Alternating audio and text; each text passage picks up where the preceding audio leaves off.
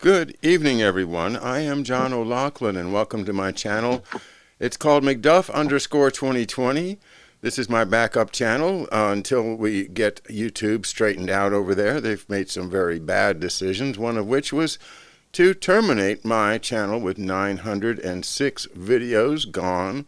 Well, we'll be talking to them, but tonight we'll be talking to a couple of very much more interesting people, Professor Hamamoto and the one and only George Webb. So let me get you guys up on the screen by Skype, and we will get this show on the road. And 1 second.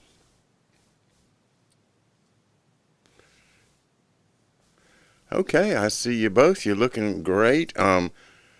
Out in California, and there's George Webb saluting to the crowd, and Professor Hamamoto, and him with his candles tonight. Professor, how are you? I'm in the mood, John. I'm in a romantic mood. I have the candles, as you observed. Uh-huh. Okay, well, ladies, look out. No, I'm in love with America. I'm in love with freedom. I'm in love with what I'm seeing over the last 48 hours. Well, George Webb, how are you doing? Oh, we lost your audio, George. Oh, I'm okay. Yeah, I feel bad because I'm here with the great Peter Duke tonight. Hey, Peter. And we've been editing, really slogging it away in the editing bay. Meanwhile, and it was 80 degrees here. It's like 72 right now, or 68. And here's Addy Ads, in the midst of 10 Antifa guys surrounding him in 28-degree weather. It's just the way it worked out, buying the tickets. I wish I could be there with Addy, but I'll slog through it here tonight. Well, George, I'm about to make you feel even worse. While you and the great Peter Duke are enjoying your West Side gourmet meal, my dinner is going to consist of today, in anticipation of Thanksgiving, a hungry man turkey frozen dinner. Oh, boy. And I'm going to propose that since John's going to take Thanksgiving off, I will go live stream on my channel and fill that gap for all the lonely people. And we're going to have turkey dinners, TV dinners all together, hot steaming turkey dinners live stream. Oh, wow. Well, you and Lena are going to do that? Is that how it's going to work? Microwaving? I suppose so. No, I'll probably be volunteering at a local shelter if they don't require masks. Do you use a microwave, by the way? No, I do not. My microwave is unplugged, and it's built in, unfortunately. Otherwise, I would have thrown it away or sold it.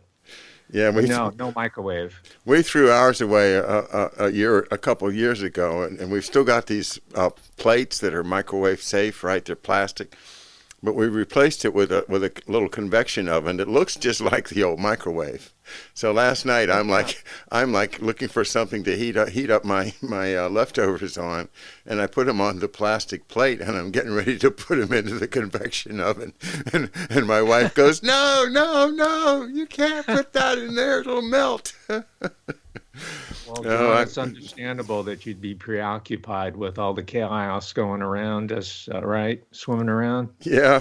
Well, that's a good excuse, I suppose, as good as any. It's been really crazy intense, but I've kind of I think today has been a sign that 99.99% of us do not want anything to happen that's not peaceful. We're I think exhibiting the true love of our country by just waiting to see how the process plays out. So it makes me feel good in that respect. We can look at the shenanigans, and there's plenty of them to look at. I think the president is, has it in hand. I'm not sure how much to believe of what we see, but surely he saw this coming. He said he saw it coming, and this idea that that ballots got issued not by the states but by the DHS, the Department of Homeland Security, and the idea that they could have some type of a secret decoder ring in the digital watermark that would show whether or not this was a genuine ballot or not. It's fascinating to me. George Webb, have you got any thoughts on that? Have you heard anything one way or the other about this watermark idea on the ballots? Yeah, I have, John. And to be honest with you, the only thing I'm familiar with is the Michigan ballot. And even though we were in Ohio a lot over the last 6 weeks, really didn't get down to Columbus. We were really focusing on the swing states to the northwest, or the swing counties. But I don't believe the Michigan ballot has a watermark with any radioisotope or anything like that. Gretchen Whitmer made special the governor who wants to get her pleasure boat into the water before anyone else, to go over to Mackinac Island to meet with the Peter Strzok family. She doesn't want any watermarks. She doesn't want any tracking or anything. So that's the only state I'm familiar with, but it is one of the swing states. And Trump mentioned in a speech tonight, the 5 states are all democratically controlled secretaries of state. So it would be interesting to see a real drill down on those 5 key states and whether they had watermarks or not. He called out Detroit and Philadelphia as the 2 most corrupt cities in the nation in his remarks tonight, too. I don't know how that's going to play with the American people generally, but, I mean, a lot of people would say, yeah, you're right, but it's also, it's kind of a slap at 2 great American cities, too. Mm-hmm. Now, if you're referring to the press conference that he held within the last hour or so, right. I observed that President Trump took the right tone. He was non-antagonistic. He held the moral ground, high moral ground, and he reminded us that he had predicted the ballot funny business. And best of all, he didn't take any questions from MSM because they would have spun it their direction. So overall, I think he's handling it very, very well. And it gives me much more confidence that this election is resolved in a way that we're hoping.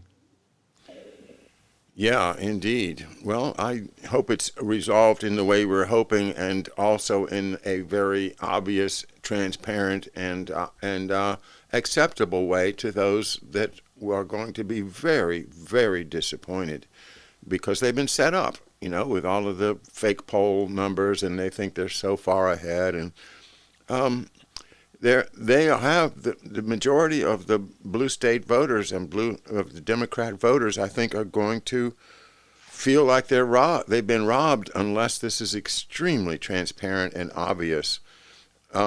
Those spikes in the Democratic votes on Wisconsin and Michigan that are so obvious, have been pointed out by many people.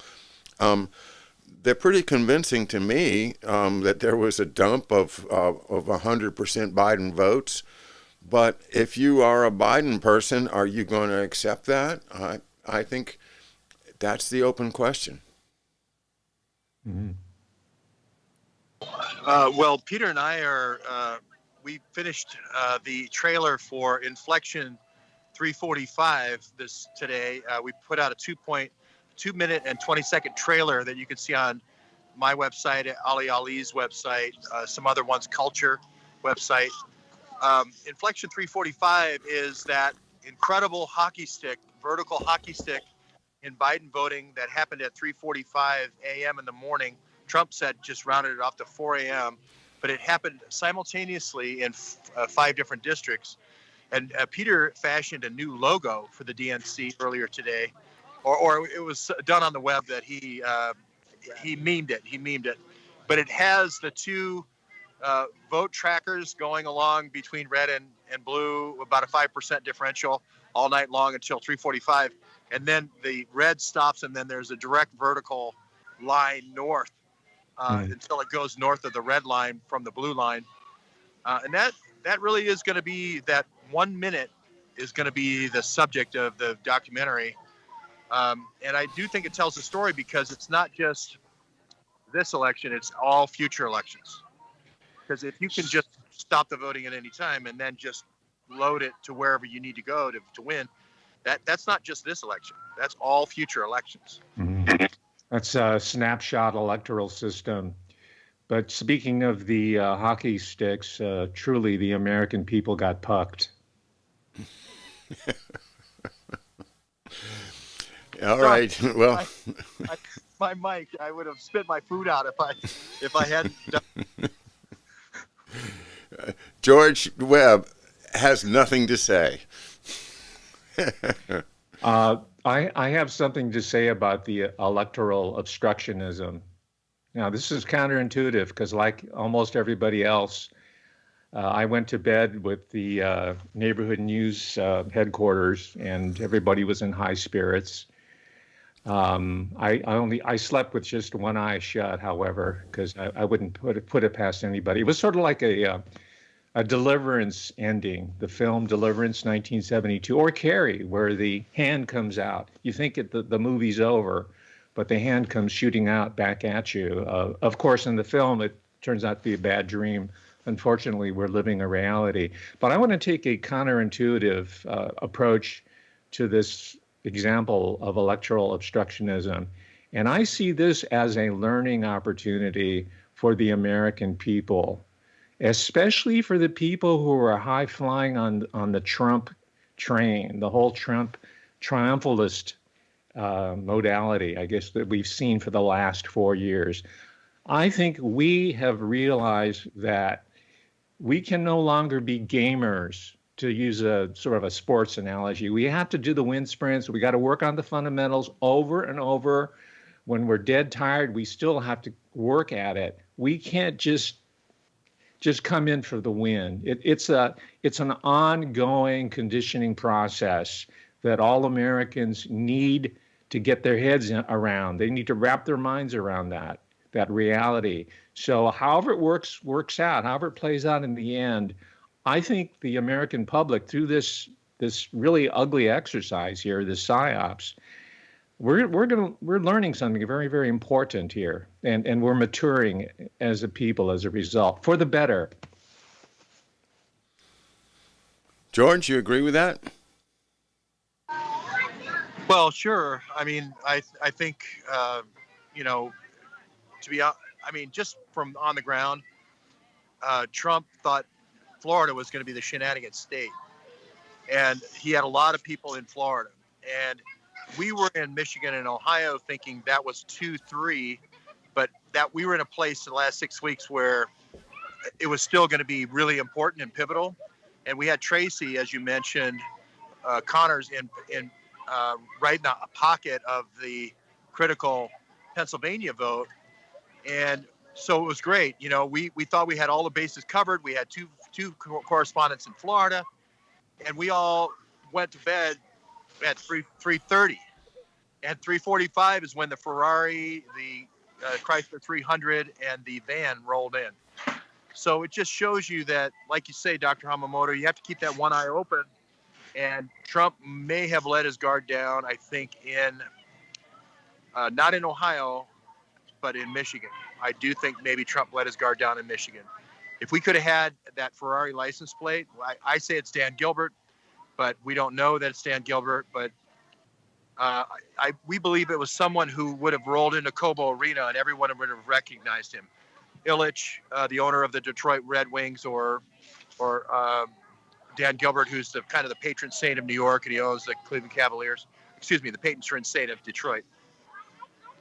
It was somebody who, when the people recognized him, gave him carte blanche, and he rolled in, and those 168,000 votes rolled in, and I agree with you. We all let our guard down at 3:30 in the morning, and 3:45 is when the coup happened. Now, George, I had a short conversation with Lady La Jolla earlier this afternoon, and she made the point, with all the surveillance going on 24/7, wouldn't those vehicles be on tape somewhere or recorded where we could track them down? It would be even easier than trying to find out about the Blackberries. Well, you would think a Ferrari. Not a lot of people. I talked to Dave Down Under today in Detroit, and he told me about the Ferrari Suburban Club, and he said it was in Birmingham and Bloomfield Hills. And we went through about 30 different possible Ferrari owners, but just very quickly on the back of an envelope, we got it pretty quickly down to who that might have been. And so I think this is what Trump has to key in on, is this kind of go-to journalism. Eddie's down there today trying to talk to people who were locked out, the election observers that were locked out, the different people who made the different videos to try to get the follow-up. I followed up with a couple of people who've made videos and asked them for interviews. So I do think this is a shining moment for citizen journalism, because we are going to find out what actually happened. And now, George, without giving away too much, what were your marching orders, if that's the proper phrase, to Eddie Ads before he went up to Detroit? Well, we definitely want him to try to talk to all the people who did videos, all the people who were brave enough to do citizen videos. There was a guy, I can't remember his name right now, but Chris, it was a kind of an ethnic name, but he had done a video. The blondie, the blonde lady, had done a video, and we're trying to get. And then there was 3 electors that were locked out when they chained the doors, so we're trying to get those. So Eddie was rooting around there all day, and then as soon as Trump went live and said this was a key place, that's when he went live. But he was rooting around there all day, trying to get to these people, and so forth. Hopefully we'll have something, but it's tough, when you're looking at a big crowd of people, and trying to find visually that person that did that film. When you're not 6'8". When you're not 6'8", everybody can find you when you're 6'8". Peter just made a joke. Hey, Peter, I have to congratulate you on these short videos you've been putting up on Twitter. The most recent one I saw was with Joe Biden making his comments about how they had the what was it, the most the most corrupt ballot stuffing scheme ever created by mankind, and he's but anyway, you put up some clips that all fit together very nicely. Congratulations on that, and I hope everybody gets a chance to see it. Sorry if you can't hear me. That's okay. No, I can hear you. So that was the inside version, and then we have a bunch of clips of people on the outside. So then we have an outside version will be the next release. So we'll be doing that. All right, looks great. Ladies and gentlemen, in the background, what you're seeing is life in Santa Monica at dusk. They're living the life. Frank Barranca? Okay, very good.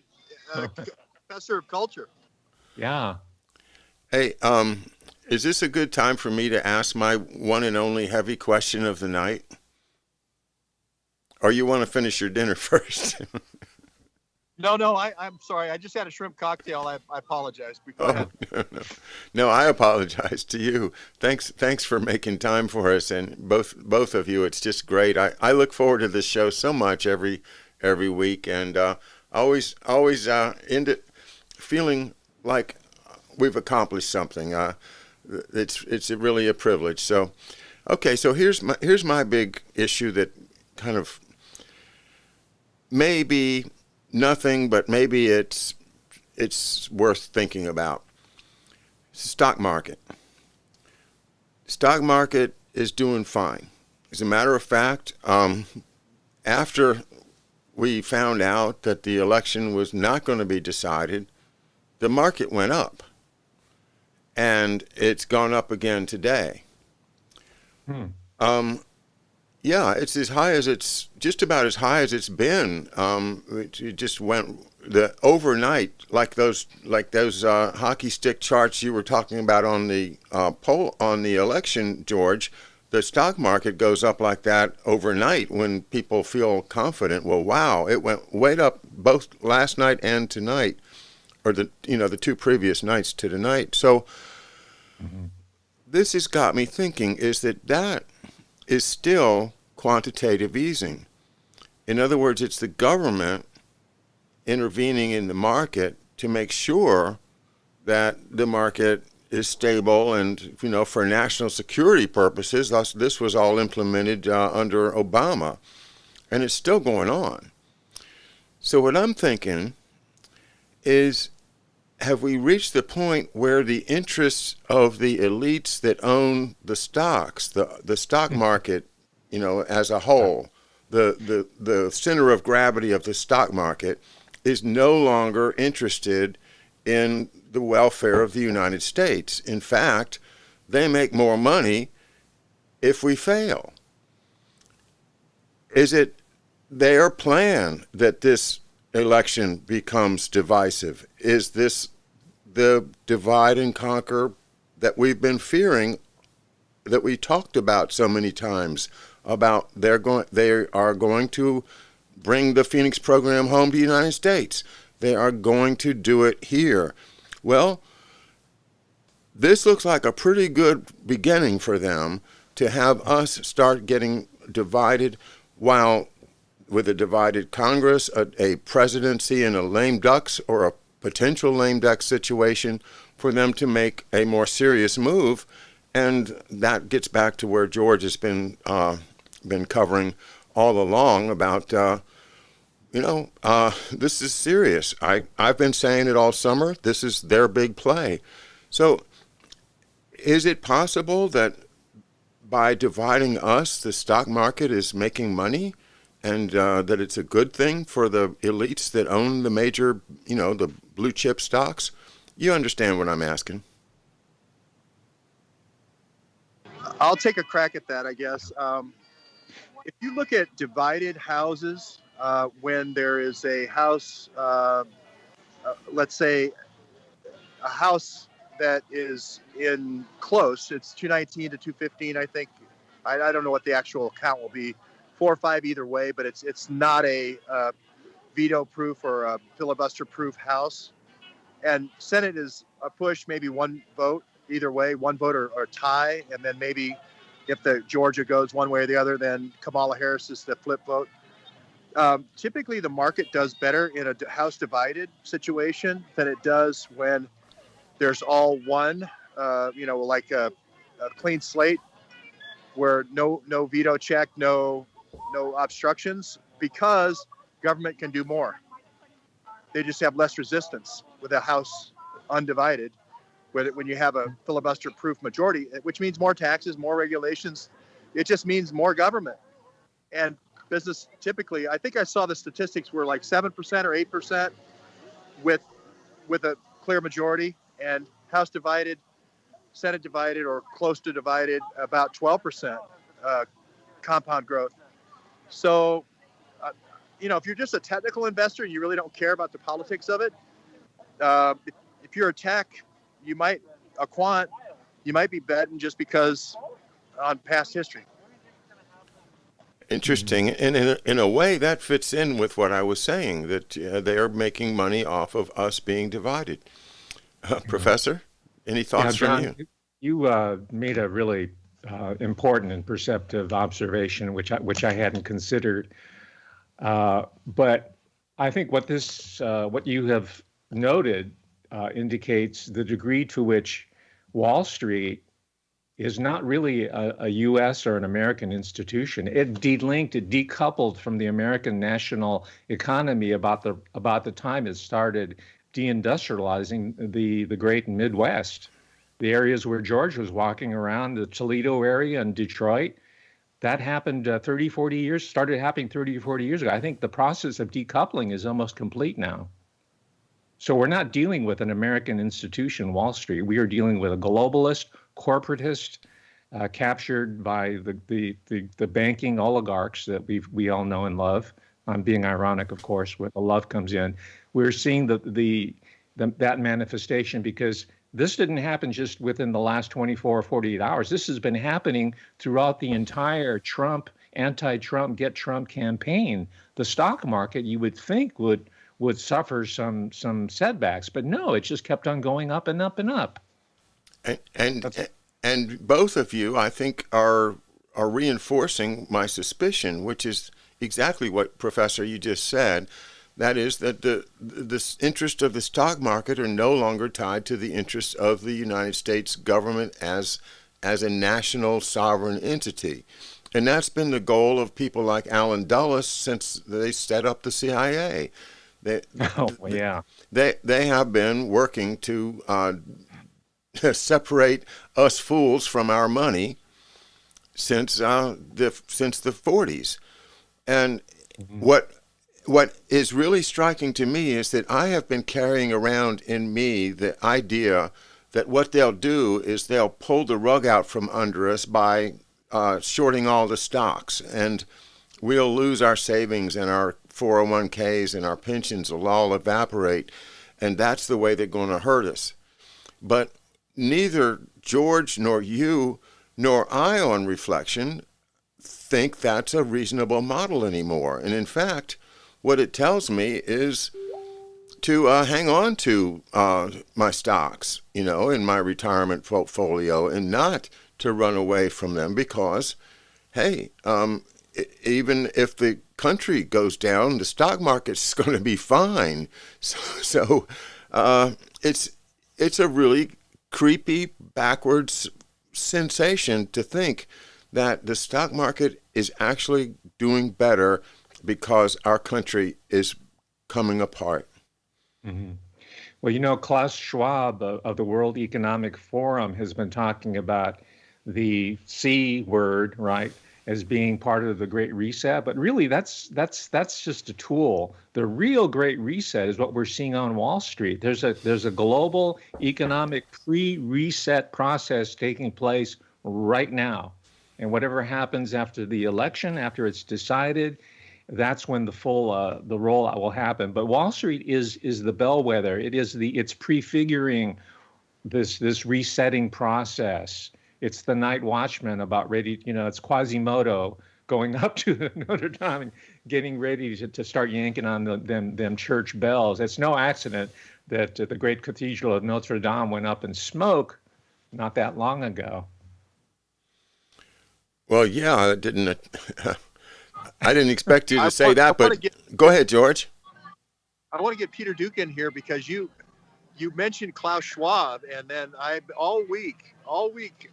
Well, no, it feels like a week. I've only been here a day. It's been Klaus Schwab, Klaus Schwab, Klaus Schwab. I can't even wipe my nose without him saying Klaus Schwab. So I want him to get in on this. Yes. Well, what I've been saying to George is, Klaus has got his big reset conference set for January in Davos, right? And I'm sure that they're all watching with abated breath, waiting to see what happens here. And, a lot of people have been talking about how the Democrats and the media are burning all of their capital with their audiences. And what I was saying to George when we were walking around tonight is that I don't think that they care, because I think of the end of the movie Ender's Game, when Ender is basically sacrificing his entire fleet in order to be able to kill the buggers at the end. And I think that that's where we're at right now. I think that Klaus is driving this ship, and he doesn't care if the Democrats go. He doesn't care if the American Republic goes. He wants to blow the whole thing up because he wants to create his new world order with his one world government, with his one currency. And he doesn't care if 7 billion of us are gone. And so just watch the end of Ender's Game. And if you want to understand how this Davos set is going, because I think that's what's going on right now. And so, a lot of people think that the Republic is at stake. I think that the whole world is at stake, is really what's going on. But that's my editorial comment. See what I've had to live with here in the 24 hours I've been here? I thought it was everything was apocalyptic with you. Look at this. This is what I'm, and I got to edit film with him. Hey, George. Hey, let me tell you about Klaus Schwab, man.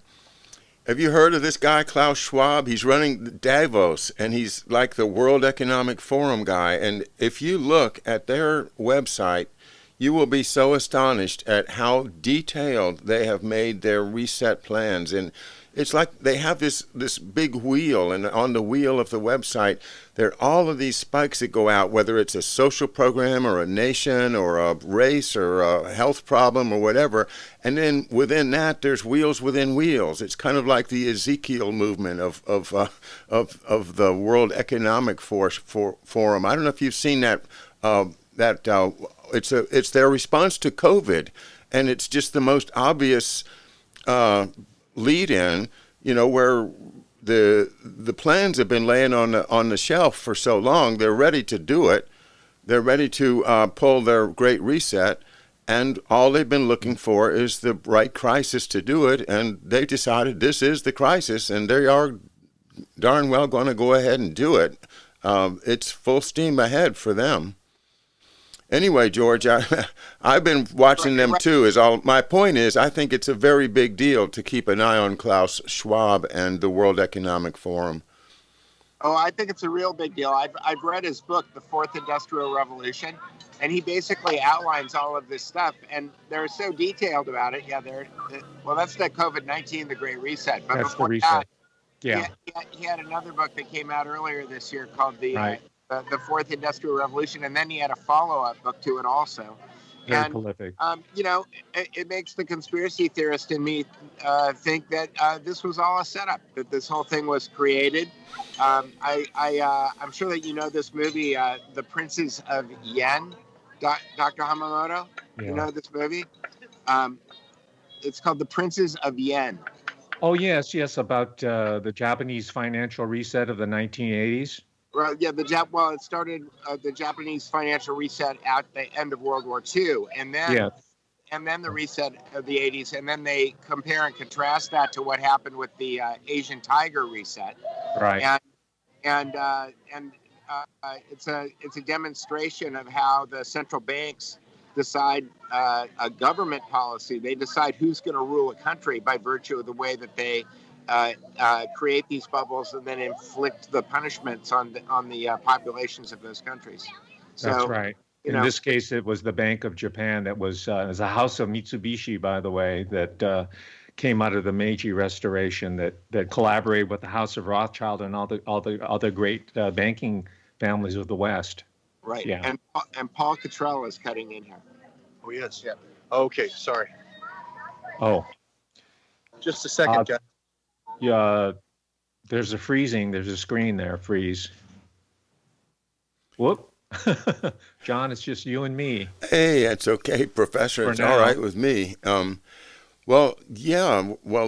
about the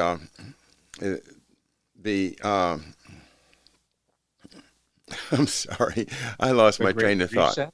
The Great Reset, yeah. The Great Train Robbery. Well, I guess we must have finished that subject, but I think it's fascinating to consider, what does it really mean that the stock market's going up while our nation is starting to fracture? And it may be a play to cause us to have a violent dissolution of our country. I don't think we're going to do that. I just don't think the American people are interested in that. We're pretty happy with our lives, by and large. Mm-hmm. There's an awful lot of injustice, and the people that have concentrated on working to try to overturn the injustice are justifiably frustrated. Mm-hmm. And I think that, of course, is all a frustration. All the frustration we're feeling is because of this control that's being forced upon us by the elites, the banks, and the World Economic Forum. So, anyway, hey George, you're back. Yeah, I was interrupted by Paul Cottrell. Oh. Telling that Addie Ads' phone was jostled out of his hand, or something happened to Addie. So I need to break away here really quickly to make sure he's safe. Okay. Let me come back. I just want to make sure he's okay, and then I'll come back if I can. Okay. Yeah, okay. Sure, George. Yeah. Thank you. Thank you, everybody. Thank you. Pray for Addie, and come on, Detroit, come out. We need more Yes. support by himself, please. If you're in San down there at least for an hour. Okay. Thanks, everybody. Thank you. All right, and thank you, George Webb. And we certainly do send our best wishes to Addie. I saw him out there on the street. It looked like a potentially sketchy situation, and Paul was advising him to, step back, stay away from anything. And I imagine he's fine. But if somebody went and grabbed his phone or something, that's not good. We'll find out from George. That's right. Now, John, earlier this week you quoted from I can't remember who it was, but that person had referenced the Auden, the great epic poem, "The Age of Anxiety" by Mm. Auden. Yes. Remember about the university mother's milk? That I can't remember the exact phrase. It was really But appropriate. they send their children to the colleges become their mothers, and Yes, exactly. So that comes right, and we talked about this several months ago. And as we discussed, W.H. Auden coined this notion of the age of anxiety after his experience with this massive his work with the bombing campaigns in Europe, the massive Allied bombing of Europe. So what I'm thinking is that we've entered a new age now. It's no longer the age of anxiety; it's the age of trauma. mm-hmm.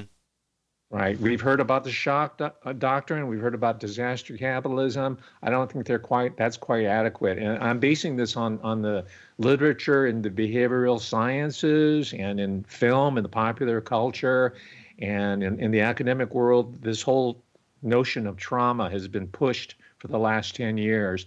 And I think this is what it's going to be. It's going to be called the age of trauma. You heard it first today on McDuff 2020.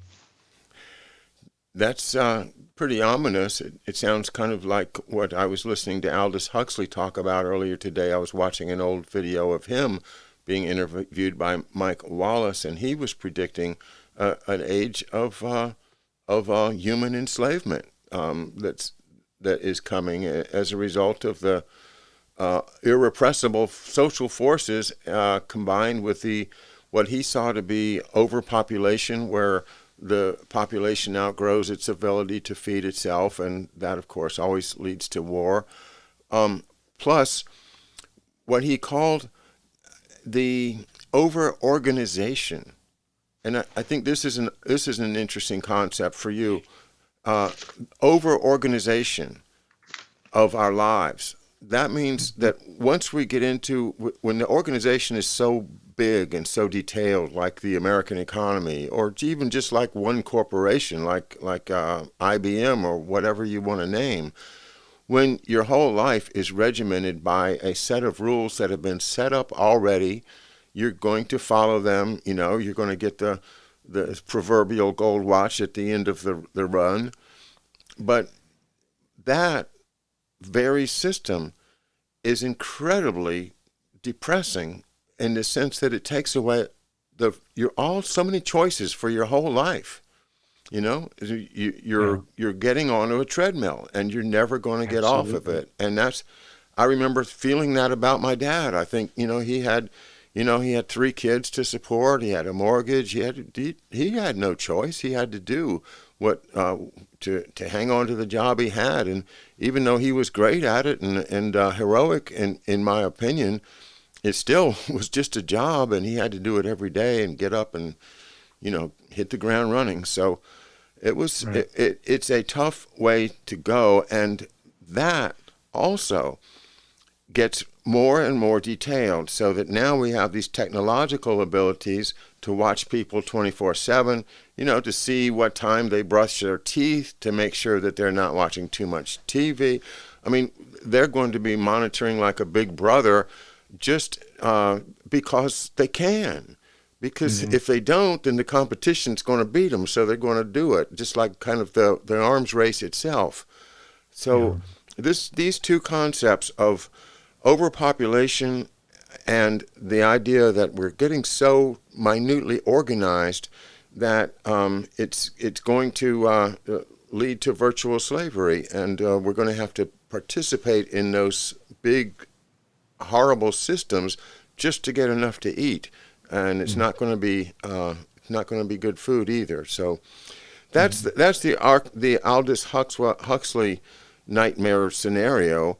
I don't think that we need to go there at all. I think that the big lie is overpopulation. I don't think that we're overpopulated at all, and I don't think there's any scarcity. What we really have is the word I was looking for a little while ago, and that is arrogance. When you describe a Klaus Schwab as as Peter just did, where he's going to do what he's going to do. And this is the arrogance of nobility. This is the arrogance of a king or a queen or a off with their heads. So that is a human characteristic that unfortunately comes along with power. And when there's so much power, the combination with arrogance is going to lead to the abuse of power to the extent that the people cannot stand it anymore. Well, the Greek tragedians had a term for it. They called it hubris. So with the arrogance is a day of reckoning. There is a payback deal, and these individuals need to go back to the classics and read it. Otherwise, they're going to go down. They have to just understand this hubris, hubris. And to go to follow up on your observation, which is really pertinent for 2020, Aldous Huxley. And by the way, as a callow youth, I thought Huxley was doing us a favor and was trying to warn us. Only later did I realize he was taunting us. He was teasing us. He was previewing it. He's rolling it out. That's only after I learned out about the whole family, the Huxleys and the Darwins and all the other elites of the time. But there is a person who is many times by a magnitude of 10, 100 worse, dystopian and controlling than even Aldous Huxley. And her name is one Margaret Atwood. Okay, I'm not familiar. She's published tons of novels. She's an essayist. She's won any number of awards. She's a Canadian author. They don't have a Bill of Rights in Canada, by the way. She's a Canadian subject. This is Margaret Atwood, and I've been reading her work because, as you know, I'm reading a lot. I'm not using this word in a sexist way. This is what they call it. It's called chick lit, right? Mm-hmm. I'm looking at the wisdom of women. I'm reading V.C. Andrews. I only read biographies about women now these days. To just kind of suss out what's going on in larger culture. And Margaret Atwood I'm now finally getting around to her. And I encourage all the above IQ intelligent people who are in the chat room to start reading her work. It's a mind blower. It'll really set you off. And what I'm finding out about her history is that her brother, I think his given name is Harold. He's a prominent neuroscientist. And when we're talking about the age of trauma, what is going to relieve us of the traumatic life that they have in store for us, planned? It's going to be the soma of Huxley. It's going to be the drugs, which is already here from Big Pharma. It's going to be the feelies, another Huxley term. Isn't that right? Or was that Orwell? But it's the movies, it's the media culture. But her brother, being a neuroscientist, dovetails exactly with my own conclusions, and that is neurosurgery is not only going to become normalized, it might even become compulsory, just like the vaccinations. Vaccinations are only a portal to a larger intervention in the whole human sensorium. So that's their solution, problem, reaction, solution. That's going to be their quote unquote solution to the age of trauma, neurosurgeon. That's why there's such a huge infusion of money into the neurosciences. This is why President Obama, the trauma, declared this decade being the decade of the brain science. This is where all the undergraduates are carrying around those $100 textbooks, well, they used to, $100 textbooks on brain science. This is the new space. This is the new NASA of the 1950s. Remember that when we had NASA and all the rocketry and Wernher von Braun? I do, and Wernher von Braun was Walt Disney's best buddy. They were showing each other the little rocket ships and made cartoons about how man came out of the cave, and then he learned how to to write words, and then he learned how to make records and telephone calls, and the next thing you know, he's flying saucers from here to Mars, powered by atomic energy. right there in 1956 with Werner von Braun and Walt Disney giving us a little bit of predictive programming for our children's minds. And man, mind control has been the story of my week as I've been delving into the mind control MK Ultra agents of the Federal Bureau of Narcotics, which I never knew they were involved in distributing, but they were the distributors of choice for the CIA. You know, CIA didn't want to get their hands dirty, and what if they got caught, you know? But they can throw these FBN agents out there who were assigned, believe it or not, to help the CIA find a mind control drug. Because the CIA wants to interrogate spies, right? And they want to create that Manchurian candidate.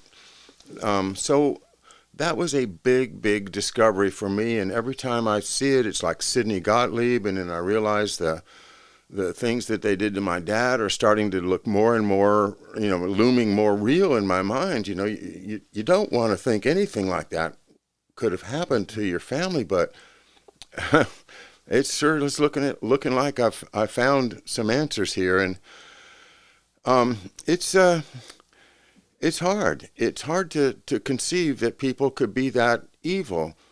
It's something I've been working on to try to understand their mindset. And aside from the arrogance that comes from just the power that they have at the top, they also have this very strange philosophy that goes right back into the Middle East and the Babylon and the Egyptians and all of that nonsense, which is described by Fletcher Prouty so well as the Manichaean and evil system. And that's been imposed on us. And as we've been dumbed down by losing our critical thinking skills and losing our teaching of how to think and turning us into worker bees as opposed to reasoning, caring, empathetic humans, this has been going on long enough now that they can just ignore the whole tradition of real education in this form of thinking and how to think and how to use those brains that we've been given to come up with solutions and voluntary actions that are good in nature. The definition of peace was given today on one of my chat rooms. Hey, George, and the definition was given by a psychiatrist type of person that said that peace is the state of having no fear. That if you're living in a calm way and you are not afraid of anything, you are at peace. And that's what I think should be applied on a national basis, that we need to get to that state of being at peace. But the deep state, the CIA, the bankers, whoever you want to point to, are in the business of not letting us get to that point of being at peace, but constantly undergoing some type of trauma, some type of warfare, and always the military is engaged in doing something that is called pacification. And pacification is the opposite of being unafraid. If you're being pacified, then you're being terrorized. You're being scared. You're being frightened. And that's the mission of our military, to pacify large groups. Well, George, I'm glad to have you back here. What can you tell us? So the news is okay. Everything's fine. Just the phone got picked up, and he did decide that was enough. So he's out of one of the viewers of the McDuff channel, and the Dr. Hamamoto, a big fan in Troy, Michigan, has got him, swooped him up, picked him up, and is taking him to his home right now. So he's going to be safe. So it's good to have McDuff Hamamoto fans there to make a happy ending. So I'm glad for that report. Thank you, George. And he's going to link up with Brendan Straka, a guy named Straka. It's Straka, one of the better known guys. Sort of this guy who's kind of like Milo Yiannopoulos, only he's, I don't know, just that's American. Well, no, I meant gay, but I meant like Oh. a Bernie supporter.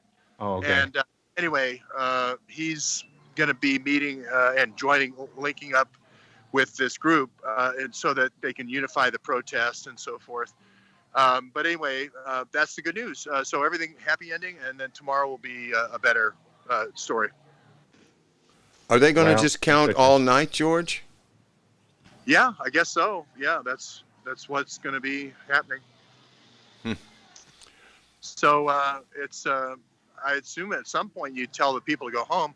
At last night we expected everybody to go home at 3:30, but that's when all the activity started after 3:30.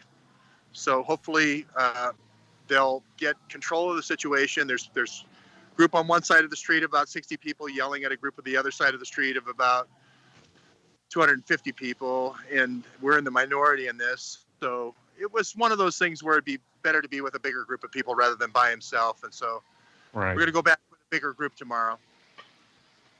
Well, And, I had a comment about what George has been doing, Addie Ads, and everybody else and Dave Underdown. The people have been on the street. This really reinforces the fact that good old-fashioned walking around and using the shoe leather is much better than being a desk jockey meme maker, or they call themselves influencers, right? Right. You got to be out there. You got to exert a physical presence, because what happened? The election was at least the attempt was made to steal the election with physical ballots being transported by physical cars to a physical location. It was not a influencer or indie media that did it, or even mainstream media. It was the old-fashioned ward healers, of Tammany Hall, who were out there putting the money out there, the beer and the free hot dogs, and physically doing the work. And George was out there in the swing states showing us, not telling us, showing us what needed to be done. You need to put your body out there. So I salute you, George, and Eddie Ads. I hope he's okay. Yeah. He's fine, I think, and I think we did do memes today, but we did roll-ups of people who were actually out there. The blonde gal who talked about the 38,000 votes. We did look at the little wagon, the little red wagon, the Ferrari rolling up, and all that. And unless people are there with their phones, they don't catch that. And of course, we have to roll that up into a meme today to get it out. So that Trump and somebody will retweet it. But I agree with you. If they aren't there to take those pictures, we have nothing. And thank God there was people there. And so we got a pretty good piece out today. We'll just go back tomorrow, and hopefully more people come out and support Addie. I know he's not 6'8", but find him and tell him you support him and you're there in support. And that's what it's all about. I agree with you, Doctor. It's getting out there right now and just saying, hey, we're not one side or the other. We just want fair elections. We don't want somebody to just be able to print a whole bunch of ballots after the thing's over to win. That's not right. No. And I think Addie has a Patreon. Addie Ads can be found on Patreon, and I'm sure he would appreciate your support.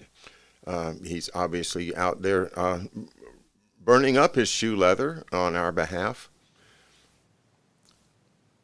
And I didn't mean to denigrate the meme meisters. They're important. This is full spectrum warfare. So Peter Duke, the great Peter Duke, please take no offense.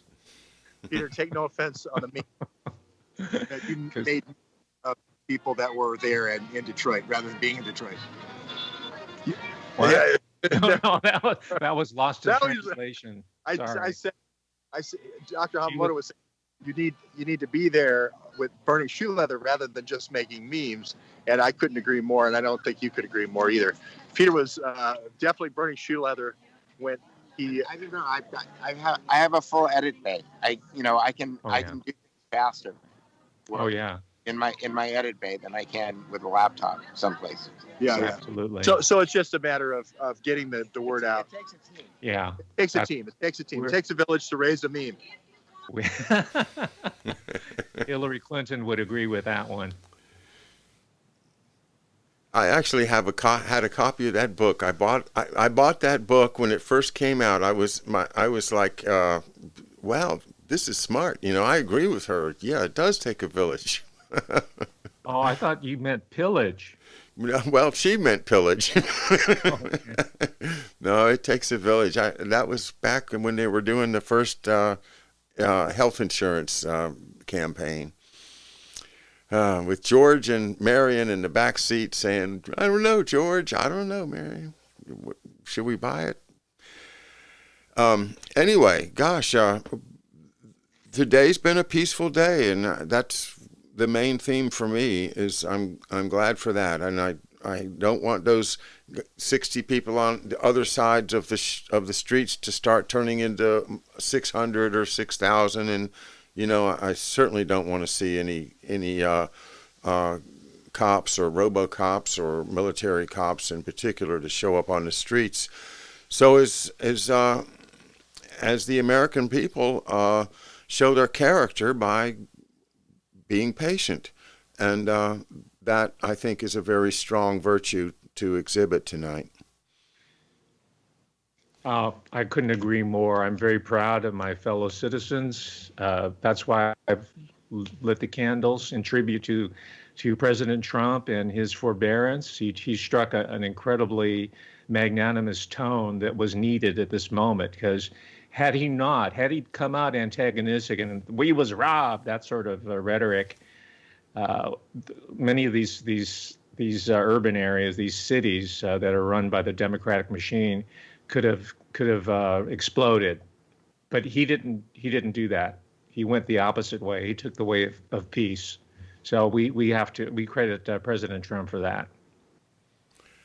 Well, does anybody know where William Barr is?